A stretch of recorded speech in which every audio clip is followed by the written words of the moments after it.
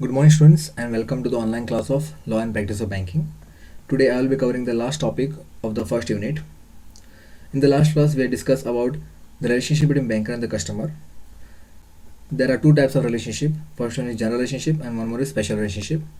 In general relationship, there are again two types: primary general relationship and subsidiary general relationship. In the last class only, we have covered up to primary general relationship.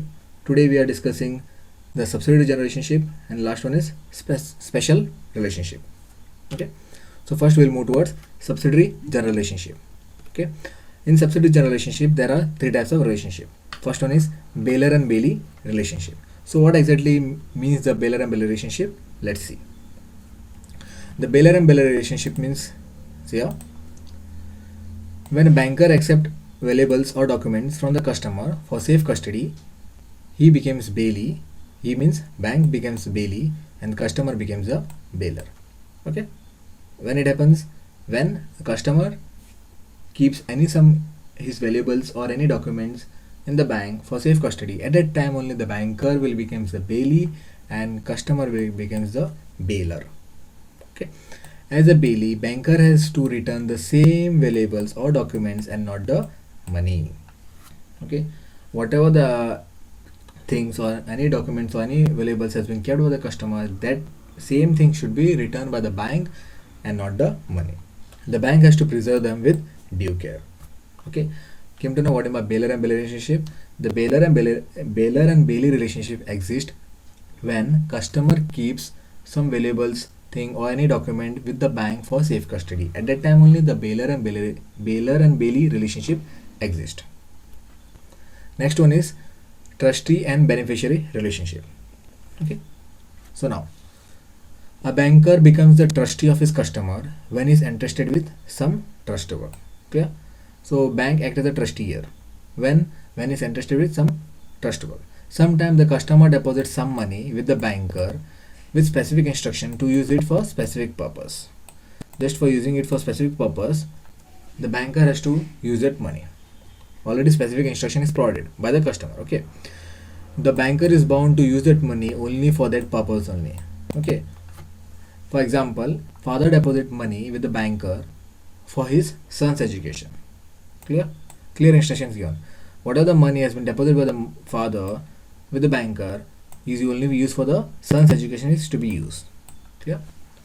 So in this way, bank acts as a trustee and customer becomes a beneficiary. Clear? Next one, agent and principal relationship. Okay, so you might be knowing about the agent and principal in banks and all. Okay, so here also same thing. When a banker undertakes some work on behalf of customer, he becomes the agent and the customer becomes the principal. Clear? Whenever any work is undertaken by the bank on behalf of customer, okay, the bank becomes the agent and the customer becomes the principal here. An agent is a person who represents another person for his dealing with a third party. Yeah, you might be knowing who is the agent. Agent is a person, is a third party. Okay, he will be person who is who will be dealing in such types of things just to earn some profit. Okay, he is a third party. As an agent, banker should act in accordance with the instruction of the customer. Okay, though he is an agent, but agent's right is he has no right to pay anything. Okay, unless and until instruction is provided by the customer. The customer will provide some instructions or give some instruction to pay so and so. At that time only the banker has right to do such thing.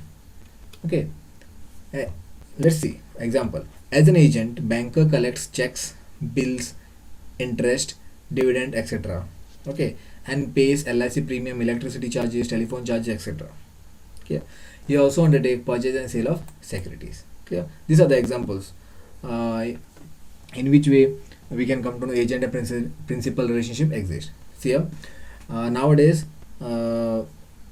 these LIC premiums, electricity charges and telephone charges are not done by banks. Previously it was done.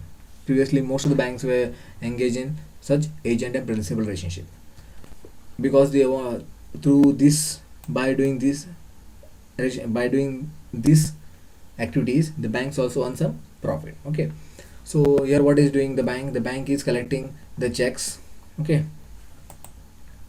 the bank is collecting the checks, bills, interest, dividend, etc., and also paying the LSA premiums, electricity charges, telephone charges of the customer. Okay, what the bank is doing on behalf of a customer. So for doing this, the bank will earn some percentage of commission. Okay, they also undertake purchase and sale of security. So these are the subsidiary general relationship. So which are the subsidiary general relationship? First one is bailor and bailee. Okay, first one is bailor and bailee relationship. Next one is trustee and beneficiary relationship. Last one is agent and principal relationship. Clear? Next, we are moving towards special relationship. Okay, this will be the last slide of first unit. So what are my special relationships here? It refers to the special obligations and the rights of the banker against the customer and vice versa. Okay, it refers to special obligations and rights of the banker against the customer and vice versa. It means mutual obligations and rights of the banker and customer. Okay, it means mutual obligations and rights of the banker and customer. So following are the various obligations of the banker and the customer under special relationship. Let's see which are they. Okay, so first one, banker's obligation to honor the check. Okay, what is the check you are knowing? Banker's obligation to honor the check.